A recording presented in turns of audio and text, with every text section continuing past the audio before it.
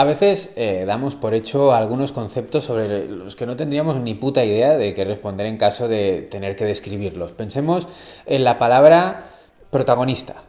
¿Qué cojones es un protagonista? Vale.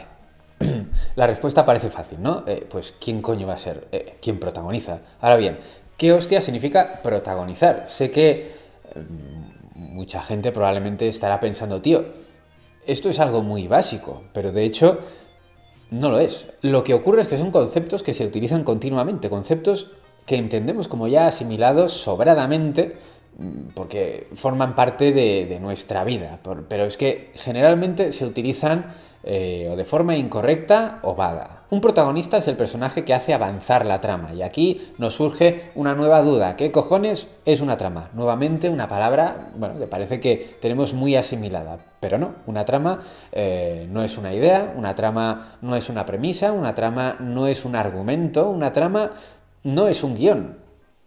¿Qué es una trama? Vladimir Prop, uno de los formalistas rusos que teorizó sobre la idea de trama, hizo sin embargo una definición bastante de mierda cuando se refirió a la trama como una acumulación de diversas situaciones o motivos. ¿Pero por qué es tan torpe esta definición? Esta definición es torpe porque exime a la trama del concepto de protagonista. Y aunque el protagonismo pueda tenerlo tanto un personaje en una narración clásica como incluso un concepto en una narración, valga la redundancia, más conceptual, una trama no es trama sin protagonista y no hay protagonista sin trama. Prop estaba flipado con buscar los elementos irreductibles dentro de la narrativa de los cuentos clásicos, bueno, cuentos populares rusos y teorizó, bueno, cosas interesantes, pero también definió algunas cosas que hay que coger un poco con pinzas. Aristóteles, que era un tío listo, estableció lo que entendemos como trama aristotélica, no se mataron mucho con el nombre, que viene a ser la estructura clásica de 3 actos.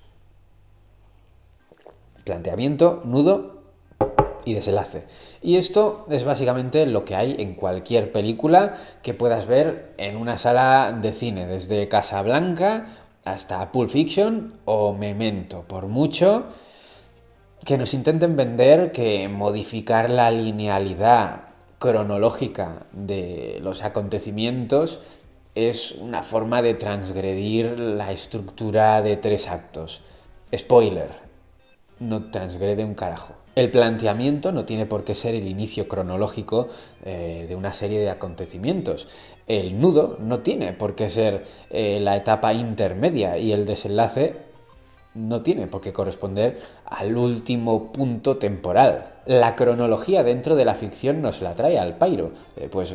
Veamos lo que veamos al empezar una historia, siempre va a ser el planteamiento. Por mucho que empiece por el final, pues así es como la autora o el autor plantea su historia. El nudo siempre va a estar en la parte central, aunque corresponda a un momento anterior o a un momento posterior. Y el desenlace impepinablemente estará al final, aunque este corresponda temporalmente al principio o a un punto intermedio, ya que ese punto es el que cierra el discurso autoral. Sé que mucha gente esto le puede parecer una fumada, así que voy a tratar de poneros un ejemplo. Para ello vamos a pensar en la película Memento, de nuestro amigo Christopher Nolan. Memento está construida de forma no lineal con respecto a la temporalidad de los acontecimientos, sin embargo está irremediablemente encajada en la trama aristotélica de 3 actos. Por mucho que nos la quieran vender como una renovación de la narrativa y de su abuela en patinete. ¿Cómo es posible esto? Muy fácil. Cuando empieza Memento se nos plantean unas preguntas. ¿Qué le pasa a este tío?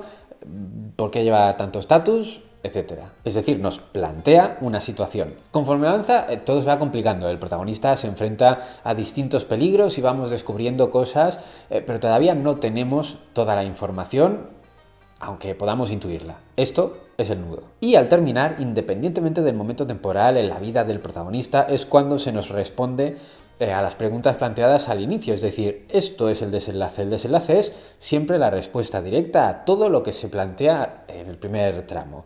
Sea una respuesta clara, como por ejemplo a la pregunta ¿llegará Frodo al monte del destino y conseguirá destruir el anillo? La respuesta sí, lo hará, va a tardar un huevo, pero lo hará. O una respuesta más ambigua o con una resolución más metafórica, si queréis, como por ejemplo a la pregunta de la película Caché, ¿quién envía las cintas con imágenes de la casa de los protagonistas? La respuesta, ¿qué más da?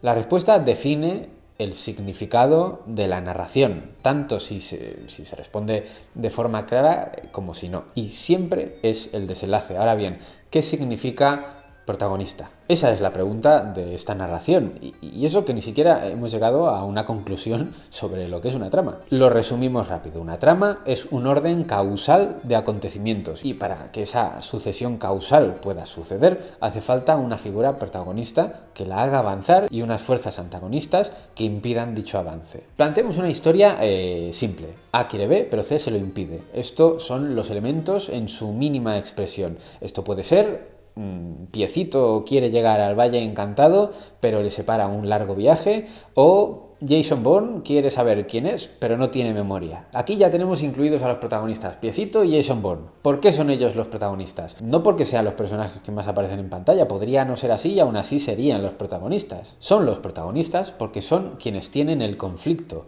Uno quiere llegar a un lugar con el que guarda una implicación emocional y otro quiere saber quién es. Y el resto pueden impedírselo o ayudarles, pero ellos son los protagonistas de esas tramas. Cosa que no significa que no puedan existir otras tramas dentro de la misma narración, protagonizadas de hecho por otros personajes. Esto es lo que se llaman subtramas. Sin embargo, una película siempre tiene una trama central, a no ser que hablemos de un cine experimental o cine coral incluso, como por ejemplo Crash o películas tipo Love Actually, donde hay muchas tramas con un peso parejo. Sin embargo, todas estas tramas suelen atender a un concepto que las unifica. Pero en otro momento hablaremos de cine coral y experimental, porque esto puede hacerse eterno y YouTube no paga tan bien. Ahora vamos a complicarlo un poco más. Vamos del cine a las series con dos ejemplos muy populares. Por un lado Big Bang Theory y por otro lado Friends. Evidentemente en una serie es más complejo y más en una sitcom porque cada episodio funciona como una narración individual con su propia trama y esto se podría llamar, tramas verticales, y a la trama que empieza en el primer episodio y se mantiene a lo largo de la serie se le puede llamar trama horizontal. Y de hecho puede haber distintas tramas horizontales de mayor o menor duración o capítulos con varias tramas verticales. No nos agobiemos, vamos a simplificar. Vamos a la trama central, en mayúsculas. En ambas series es básicamente la misma, la historia romántica entre Ross y Rachel o la historia romántica entre Leonard y Penny. Y ojo, no pretendo generar polémica ni decir que un personaje es mejor que otro ni nada por el estilo. Solo me voy a limitar a decir quién es el protagonista de cada serie y por qué.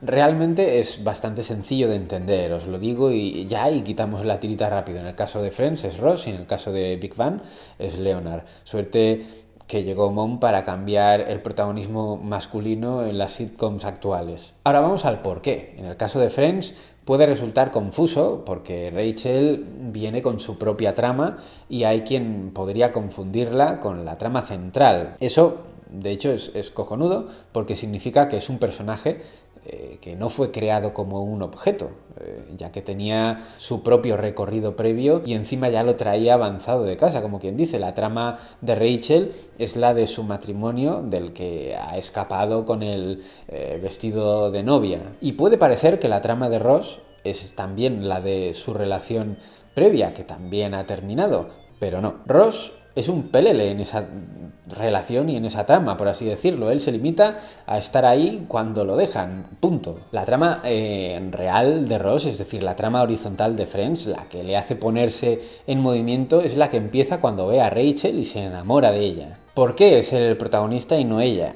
Porque es él quien recibe el impacto emocional al verla a ella y quedarse prendado. Aunque suene feo, ya lo sé, la trama se convierte en A quiere B, pero C se lo impide. En la dinámica de A, Ross quiere iniciar una relación con B, Rachel, pero C, novios, falta de empuje, se lo impiden.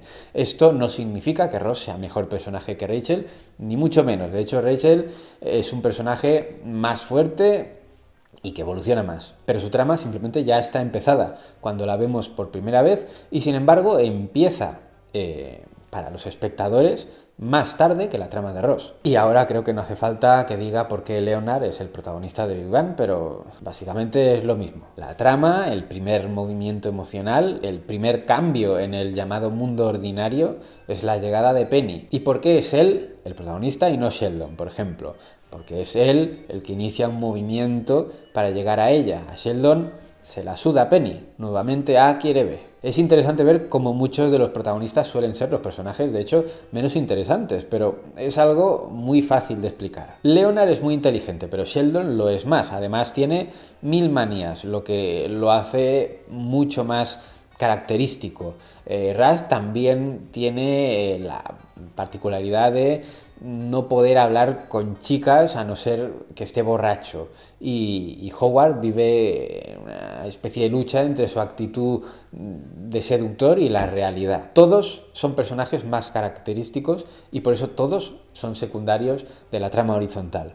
Los guionistas saben muy bien que la mediocridad es necesaria para enganchar al gran público. Y aunque eso no dice nada demasiado bueno de nosotros como público, también tiene una explicación lógica. Lo podemos explicar si queréis con colores. Pongamos que Howard es rojo, Raz es verde, Sheldon es azul y Leonard es simplemente un acromático como el blanco. Los cromáticos son más llamativos, pero también están más limitados. Sin embargo, el blanco se puede complementar con cualquier otro. Los personajes mediocres pegan con todo, sin necesidad de que se modifique su estatus. Y ahora, por fin ya tenéis un resumen de lo que es un protagonista. Y digo resumen porque se podría hacer un curso completo de cómo son y cómo se construyen y los distintos arquetipos y 1000 cosas más. Y de hecho, si por lo que sea habéis llegado hasta aquí y os interesa la idea, dejádmelo en los comentarios, porque hace tiempo me lo estaba preguntando, me estaba preguntando si hacía un curso o no, y de hecho he estado echando un ojo a distintas plataformas. Así que ya sabéis. Y bueno, si os ha molado el vídeo, pues se agradece que lo compartáis y toda esa mandanga que es gratis. Quédame.